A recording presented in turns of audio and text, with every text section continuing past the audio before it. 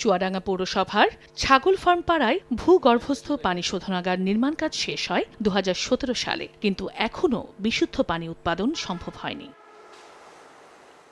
শোধনাগারটি চালু না থাকায় নষ্ট হচ্ছে বিভিন্ন যন্ত্র, স্টাফ কোয়ার্টার ও ভবন ব্যবহারের অনুপযোগী হয়ে পড়েছে।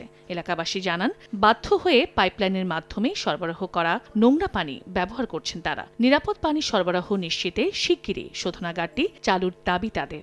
এত ইলেকট্রিক জিনিস না চালালে তো নষ্ট হবে।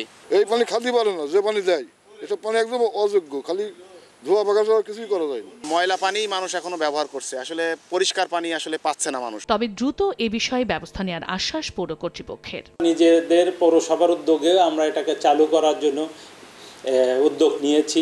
যদি আমাদের সম্ভব হয়, এটা আগামী বছর যত দ্রুত সম্ভব হয় এটা আমরা চালু করব। পৌরসভার তথ্য মতে ভূগর্ভস্থ পানি শোধনাগার ও ওভারহেড পানির ট্যাঙ্ক নির্মাণে ব্যয় হয় 10.5 কোটি টাকা। আর চুয়াডাঙ্গা পৌরসভার 6,666 জন গ্রাহকের জন্য দৈনিক পানির চাহিদা 7,694 ঘনমিটার। সময় সংবাদ, চুয়াডাঙ্গা।